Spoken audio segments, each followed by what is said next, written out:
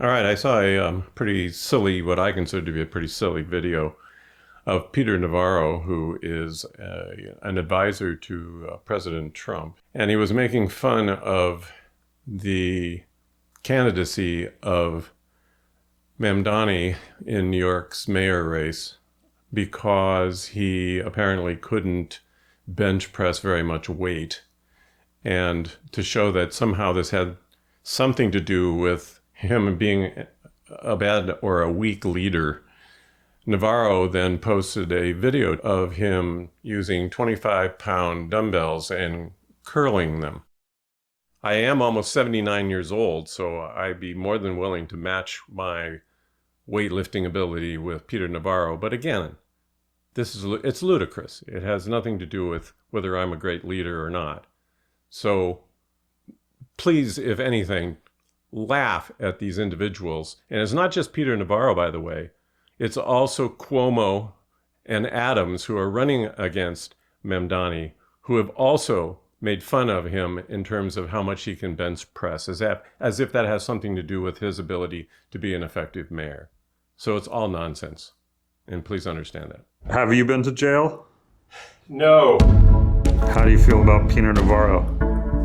He's a wuss. Okay, so we're gonna take these 40 pounders and see how many hammer curls I can do. 1, 2, 3. The problem we have here is that we have a kind of weird attitude in this culture regarding what constitutes strong leadership. For instance, in psychology, they call it implicit theories of leadership, and it's based upon certain traits that most people, especially Americans, think constitutes effective leadership. If you have these traits, you must be an effective leader. And the traits are typically charisma, strength, especially in terms of communicating verbally, strong use of rhetoric, and then also being kind of heroic, showing confidence, and unfortunately, there is also the trait of masculinity. So it is much more difficult oftentimes for women to project the implicit traits that we think constitutes strong leadership. The idea of what really constitutes effective leadership, when you look at the thousands of studies that have been done over the years, both in psychology and communication studies, which is my field, indicates actually quite the opposite. Charisma, for instance, is maybe very useful in terms of emerging as a leader, and we oftentimes end up choosing people who we think are charismatic for our leaders, but it doesn't necessarily make them effective leaders. And in fact, I have a book here that is written by a psychologist, Tomas Comaro Premusic, and it's called "Why Do So Many Incompetent Men Become Leaders?" And in parentheses, it says, "and how to fix it." His conclusion is the reason that there are so many incompetent men in leadership positions is because most leaders are men. And that we have these implicit theories of leadership which favor masculinity, oftentimes toxic masculinity. And I think that's what we get from Trump.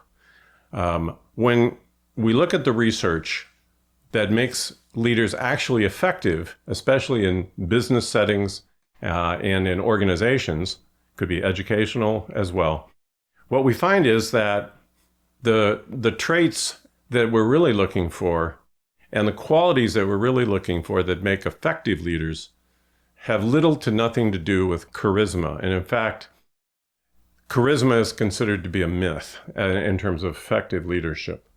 Compassion, empathy, kindness, and especially respect are the values that we're oftentimes looking for in terms of effective leaders and the leaders that we revere.